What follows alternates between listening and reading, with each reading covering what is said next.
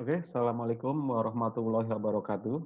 Kita bertemu lagi pada materi mata kuliah data mining untuk pertemuan kita yang ketiga. Oke, pada pertemuan tiga ini kita akan bicara mengenai supervised learning. Oke, pada video bagian pertama kita akan bahas dulu mengenai basic konsep dari supervised learning. Oke, pertama kita lihat contoh sebagai berikut. Contoh kasus sebagai berikut. Misal ada pasien dalam kondisi gawat darurat dibawa oleh ambulan ke suatu UGD di suatu rumah sakit, ya. Nah, pasien tersebut masuk ke UGD tersebut, kemudian diperiksa oleh dokter jaga di situ, oleh perawat, diukur tensinya, kemudian diambil darahnya, diuji darahnya dengan berbagai parameter dan sebagainya. Nah, di sini keputusan perlu segera diberikan. Keputusannya, apakah si pasien yang baru masuk UGD ini membutuhkan perawatan intensif di ICU atau tidak? Apakah dia cukup di-handle di UGD, kemudian bisa masuk ke ruang perawatan biasa, ataukah perlu masuk ke ICU sesegera mungkin? Oke, keputusan ini harus segera dibuat dan harus tepat. Pertama, kebutuhannya adalah untuk menyelamatkan nyawa pasien. Yang kedua, ICU adalah fasilitas rumah sakit yang tentu cost-nya juga tidak murah, sehingga harus secara selektif diberikan. Oke, sehingga keputusan yang keliru tentu akan mengakibatkan kerugian, baik itu kerugian terhadap pasien ataupun terhadap rumah sakit.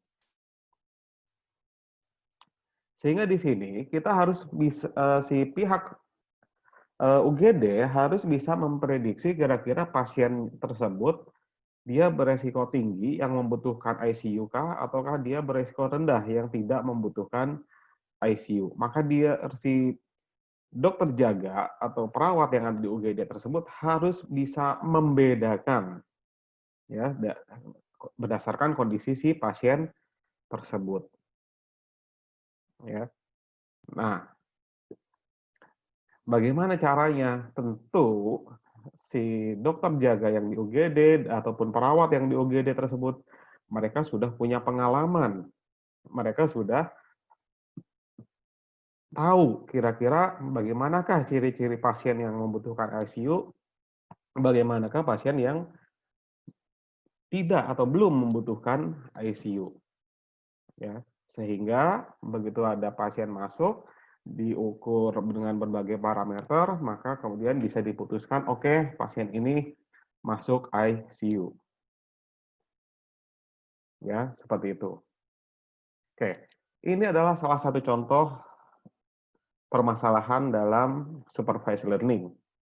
Ya, jadi si dokter jaga, si perawat di UGD, semuanya menghadapi suatu permasalahan di mana mereka harus bisa membedakan pasien yang high risk dengan pasien yang low risk untuk diputuskan dia masuk ke ICU atau tidak, ya, berdasarkan pengalamannya dia tentunya. Jadi dilihat dari data-data sebelumnya. Demikian juga contoh yang berikutnya, ya. Suatu perusahaan kartu kredit, katakanlah bank, ya, yang mengeluarkan kartu kredit, dalam setiap bulannya itu menerima ribuan aplikasi permohonan kartu kredit baru. Setiap permohonan kartu kredit itu pasti ada formulir. Formulir tersebut akan menanyakan umur, status pernikahan, pendapatan, kemudian juga kalau ada hutang, ya, hutang tertagih, kemudian ada BI checking juga, ya, atau kredit ratingnya, ya. Nah, sebetulnya formulir di sini, ya, isian formulir ini bukan hanya sekedar untuk syarat administrasi. isian formulir ini, data-data ini bisa digunakan oleh si pihak bank untuk membuat keputusan. Ya, ingat, si bank kan harus membuat keputusan, yaitu apakah aplikasi-aplikasi permohonan kartu kredit tersebut harus disetujui atau tidak. Bagaimanakah caranya? Ya, si bank tentu punya riwayat akan kartu kredit sebelumnya. Sehingga dari riwayat kartu kredit sebelumnya yang macet, bank punya karakteristik. Kira-kira nasabah yang bagaimanakah mereka yang kreditnya selama ini sering macet? Ciri-cirinya, katakanlah misal, oh umurnya masih muda, statusnya adalah lajang, pendapatannya kurang dari 10 juta. Ya.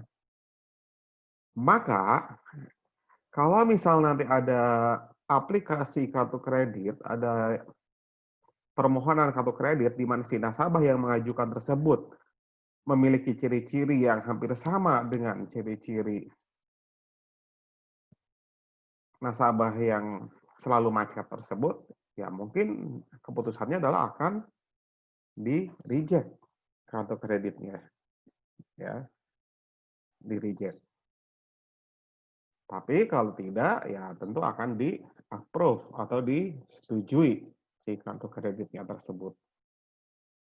Oke, ini juga sama. Ini adalah contoh dari supervised learning, di mana si pihak bank belajar dari data sebelumnya mengenai kredit yang sudah dia berikan, mana kredit yang berstatus lancar, mana kredit yang berstatus macet, sehingga dia bisa melakukan diskriminasi, bisa melakukan pembedaan bagaimanakah ciri-ciri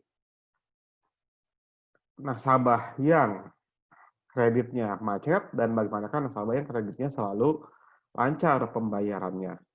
Ya. Dengan demikian, bank bisa menekan kerugian. Ya. Ingat, setiap pemberian keputusan yang keliru itu akan menimbulkan kerugian pada bank. Kalau misal si nasabah itu ternyata seharusnya dia adalah nasabah yang baik sebetulnya, tapi oleh bank ternyata salah, keliru, dia malah ditolak kreditnya, maka itu juga tetap menimbulkan kerugian buat bank. Kerugiannya adalah berarti bank kehilangan kesempatan mendapatkan keuntungan ya dengan memberikan kredit. Dan kalau misal dia adalah nasabah yang buruk dan kreditnya malah diterima, ya itu malah lebih besar lagi kerugiannya karena kreditnya pasti akan macet. Oke, permasalahan-permasalahan inilah yang bisa diselesaikan dengan supervised learning, contohnya. Sebetulnya permasalahan supervised learning banyak di dalam dunia nyata, ya tidak hanya 2 kasus yang seperti yang sudah saya sebutkan. Mungkin dalam kehidupan sehari-hari kita sudah terbiasa dengan supervised learning. Seperti seorang ibu yang sedang memasak di dapur, menentukan apakah masakan ini adalah sudah matang atau belum, dia adalah supervised learning dari pengalaman dia memasak sebelum-sebelumnya. Oh, tanda-tanda bahwa ini masakan sudah pas itu adalah bagaimana, ya. Itu juga adalah supervise. Atau ketika kita ingin mengklasifikasikan, katakanlah penjual telur ingin mengklasifikasikan telurnya karena ingin menjual telur berdasarkan ukurannya. Kalau misal dia sudah tentukan ini ada ukuran besar, kecil, sedang, maka itu juga adalah supervise, ya. Dengan cara membandingkan setiap telurnya, oh ini lebih dekat ke yang berukuran besar, maka dia masuk ke kelompok yang besar. Dia lebih dekat dengan telur berukuran kecil, maka dia masuk ke kelompok yang kecil dan sebagainya. Ya, jadi banyak contoh dalam kehidupan sehari-hari. Oke. Nah, sekarang bagaimanakah masalahnya kalau supervised learning-nya dilakukan dengan menggunakan bantuan komputer? Nah, kalau manusia yang belajar adalah berdasarkan dari pengalaman masa lalu. Tapi komputer kan tidak punya pengalaman, ya. komputer tidak punya pengalaman, ya mungkin kecuali suatu saat nanti kelak kalau robot sudah memiliki artificial intelligence sendiri, ya mungkin bisa.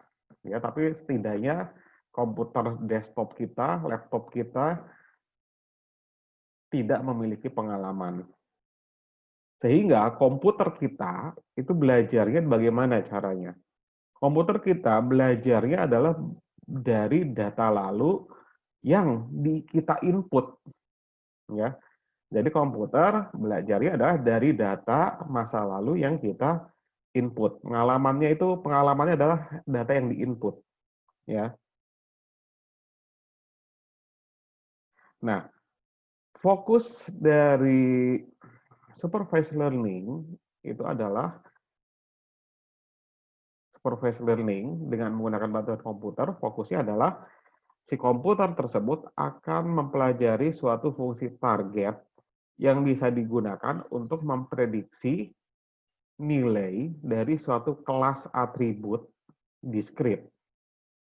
Misal, kelas atribut diskrit tersebut adalah disetujui atau tidak disetujui, high risk atau low risk seperti contoh tadi, ya. Oke, jadi itu fokus dari supervised learning, ya, mempelajari suatu fungsi target yang bisa digunakan untuk memprediksi nilai dari atribut suatu kelas yang diskrit, ya. Nah, tugas tersebut ya disebut sebagai supervised learning atau disebut juga classification atau disebut juga sebagai inductive learning. Tapi sebagai catatan, sebetulnya supervised learning ada yang mendefinisikan supervised learning jauh lebih luas, tidak hanya sebatas classification. Di beberapa literatur, modeling juga masuk ke dalam supervised learning seperti regresi, ya.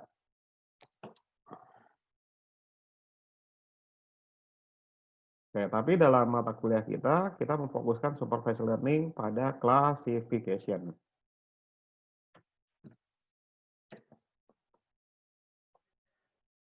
Oke, apa data yang dibutuhkan dalam melakukan supervised learning? Dalam melakukan supervised learning, kita butuh satu set data record, ya, atau disebut juga contoh, ataupun instance ataupun cases, ya,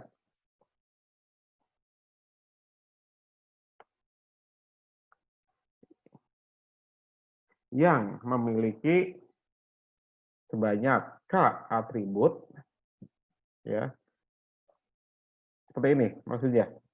Data yang dibutuhkan adalah satu set data record yang terdiri dari K atribut dan satu buah kelas, ya. K atribut ini maksudnya adalah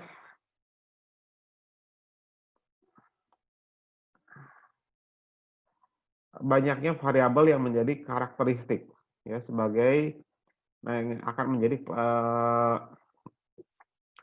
atau kalau kita bicara statistik bisa kita sebut variabel independennya, ya, dalam tanda kutip, karena dalam data mining sebenarnya kita tidak mengenal istilah variabel independen, ya.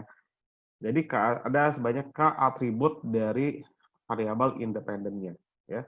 Sedangkan sebuah kelas itu adalah yang menjadi variabel dependennya, ya. Kelas adalah variabel dependennya atau disebut juga sebagai fitur yang menjadi target, ya, fitur yang menjadi target. Nah, kelas ini adalah labelnya sudah kita ketahui, ya. Contohnya tadi disetujui, tidak disetujui, atau high risk, low risk. Tujuannya adalah tujuan dari supervised learning ya tadi sudah dijelaskan, yaitu membangun suatu model klasifikasi dari data yang bisa digunakan untuk memprediksi kelas dari suatu data baru, ya. Jadi kalau kita ada data baru, maka kita bisa memprediksi dia masuk ke kelas yang mana, ya. Sebagai contoh, kita punya data untuk pengajuan kredit atau pinjaman sebagai berikut, ya. Di sini kita punya 4 atribut, ya ada atribut age, kemudian has job, kemudian own house, kemudian credit rating. Age, umur, has job adalah punya pekerjaan atau tidak, own house punya rumah atau tidak, kemudian credit rating ya kira-kira dia selama ini status kreditnya bagaimana? Ya, apakah baik, buruk, atau ya biasa saja.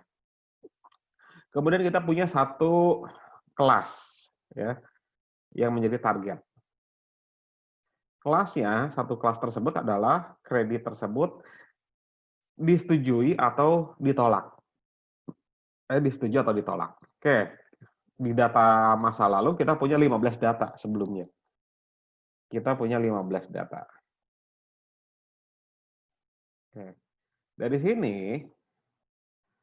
kita lihat contoh untuk instance atau record nomor 1, dia umurnya masih muda, tidak punya pekerjaan tetap, tidak punya rumah, tapi dia kredit ratingnya fair, ya biasa saja. Nah, di sini dia ternyata kreditnya adalah pengajuan pinjamannya adalah ditolak, ya 0. Kemudian ada lagi umur yang muda, tidak punya rumah, tidak punya pekerjaan, kredit ratingnya bagus, pinjamannya juga tetap ditolak. Sampai yang terakhir adalah umurnya sudah tua, old, tidak punya pekerjaan, false, tidak punya rumah, false ya. Kemudian kredit ratingnya fair, pinjamannya juga ditolak. Dari 15 data yang diketahui ini, maka kira-kira bagaimanakah prediksi kita jika ada data baru dengan karakteristik sebagai berikut? Yaitu jika ada nasabah, umurnya masih muda, tidak punya pekerjaan, tidak punya rumah, dan kredit ratingnya good. Kira-kira prediksinya dia diterima atau ditolak? Ya.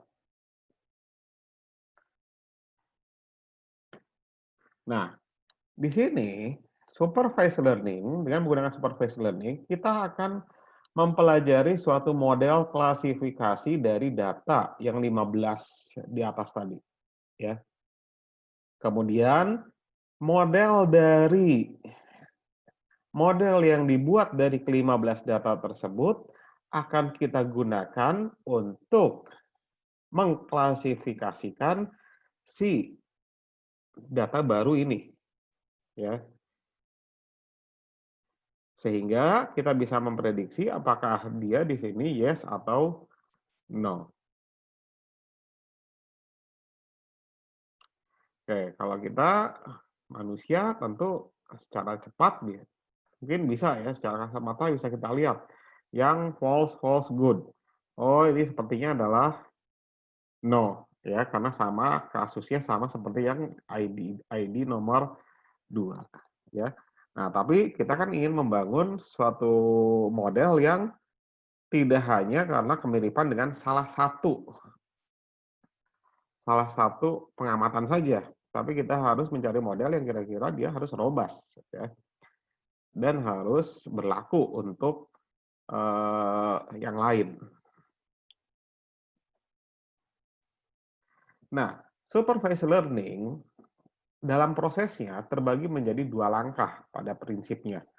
Yang pertama itu ada proses learning itu sendiri ya, atau proses training, disebut juga sebagai proses training, di mana pada proses training ini si komputer akan belajar atau akan mempelajari model dengan menggunakan data training. Ya, si komputer akan mempelajari model dengan menggunakan data training. Kemudian, tahap berikutnya adalah tahap testing. Nah, model yang dihasilkan dari tahap training kemudian akan kita gunakan, kemudian kita akan terapkan kepada data testing. Data testing itu data apa? Data testing adalah data yang targetnya labelnya sudah kita ketahui, tapi kita simpen dulu targetnya. Kita pura-pura belum tahu, ya. Kemudian kita coba prediksi dengan menggunakan si model hasil training. Kemudian hasil prediksinya tersebut kita bandingkan dengan kelas yang sebenarnya. Apakah hasil prediksi kita sesuai tidak dengan kelas yang sebenarnya? Kita hitung akurasinya, ya. Sehingga kalau di akurasinya bagus, berarti model kita sudah baik, ya. Nah, sebenarnya apa sih yang dimaksud dengan learning? Ya. Nah, learning adalah kalau misal terdapat suatu dataset D, kemudian diberikan suatu tugas T, dan dengan menggunakan pengukuran M, ya, maka suatu sistem komputer dikatakan belajar dari dataset D untuk melakukan tugas T, ya, setelah mempelajari kinerja sistem dalam mengerjakan tugas T tersebut, apakah bisa meningkatkan ukuran M. Ya. Dengan kata lain, learning adalah mempelajari model untuk membantu sistem untuk mengerjakan tugas T secara lebih baik dibandingkan tanpa proses belajar. Berikut ini contoh. Misal pada data pinjaman yang tadi, ya, yang loan application data yang 15 record tadi. Oke, tugasnya adalah memprediksi apakah pinjaman harus disetujui atau tidak. Kemudian ukuran yang mau diukur adalah akurasi. Nah, kalau misal kita buat keputusan, kita buat decision-nya adalah tanpa proses pembelajaran sama sekali, berarti kita pukul rata saja jawabannya. Pukul rata saja yaitu dengan menggunakan, oke, kita isi saja semua pengajuan pinjaman tersebut, kita jawab yes berdasarkan dari data yang paling banyak. Dari data itu kan ada 9 yes, ya. Ya berarti akurasinya adalah 60%. Tapi kalaupun kita sembarang mau isi, saya mau no semua, ya silakan saja. Kan namanya juga no learning, tanpa belajar.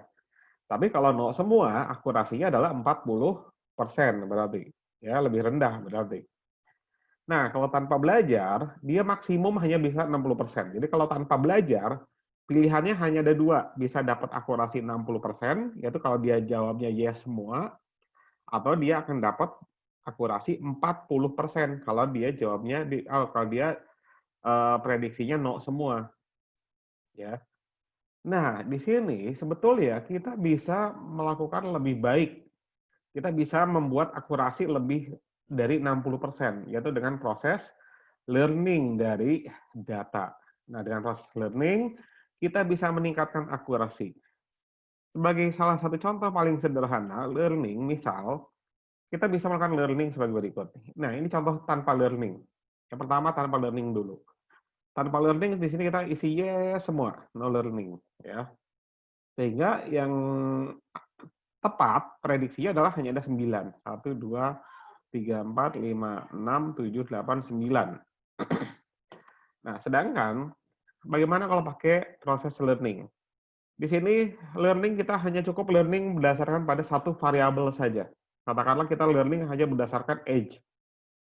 Dengan melihat age, saya ingin learning. Maka di sini dengan melihat age, kalau age-nya young, di sini mayoritasnya adalah no. Maka kalau dia young, maka dia jawabnya no semua. Ya. Kalau age-nya middle, mayoritas jawab yes. Berarti kita jawab yes.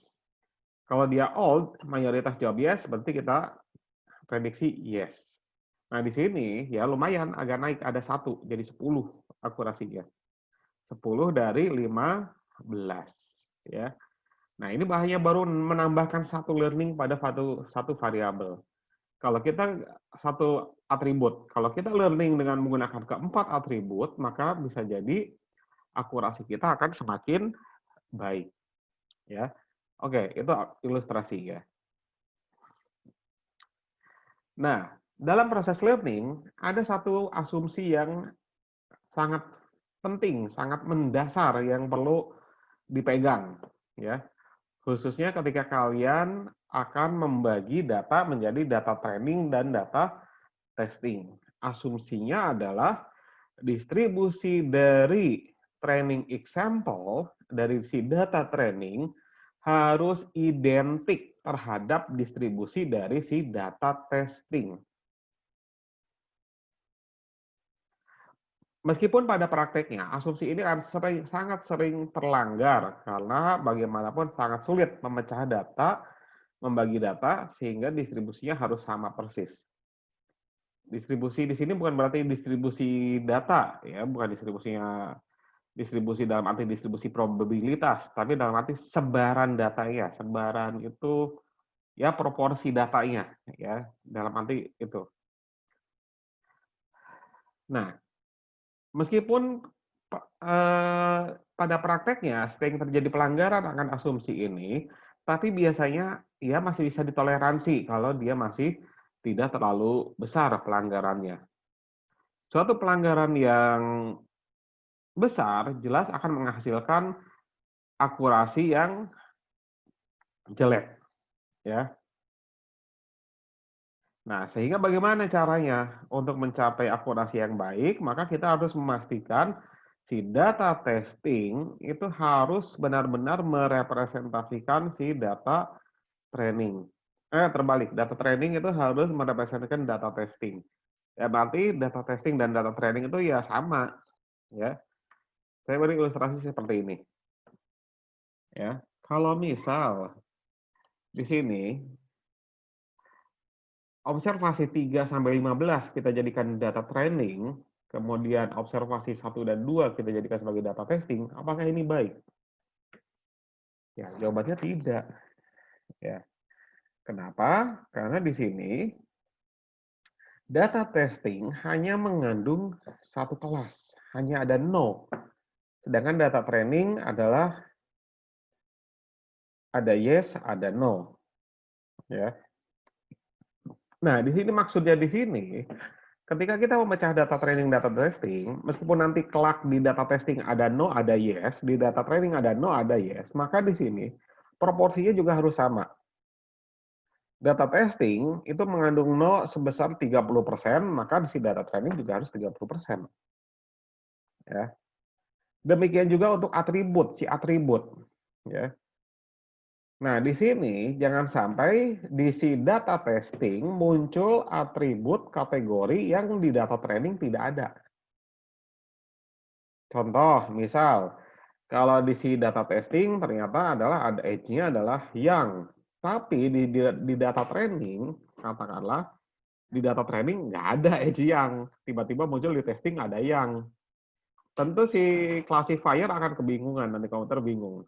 Saya nggak pernah dilatih untuk menentukan kredit dari si nasabah yang masih yang, kok tiba-tiba saya disuruh memutuskan nasabah yang masih muda tersebut. Ya, tentu akurasinya akan jelek, ya. Jadi di dalam membagi data testing dan data training, yaitu harus diperhatikan. Terus bagaimana untuk menjamin keterwakilannya eh, tetap fair, gitu kan, tetap proporsinya tetap terjaga? Ya tentu ya kita bisa menggunakan berbagai teknik. Ya, salah pertama adalah bisa menggunakan randomisasi juga boleh, ya. Jadi sebelum ditarik sampel untuk mana yang jadi testing, mana yang jadi training, ya dirandomisasi, pilih secara random, ya. Kemudian atau juga pas membagi bisa juga dilakukan secara stratifikasi, ya. Membagi data training dan data testingnya berdasarkan strata, ya. Atau ya ada nanti metode-metode yang bisa kita pelajari ya. Misal bisa menggunakan metode leave one out, sebetulnya itu lebih fair lagi leave one out dengan cara mengeluarkan satu persatu ya.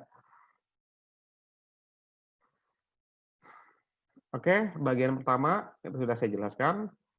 Eh, kita akan lanjut di video bagian kedua. Di bagian kedua kita akan membahas mengenai mengevaluasi model klasifikasinya. Oke, terima kasih.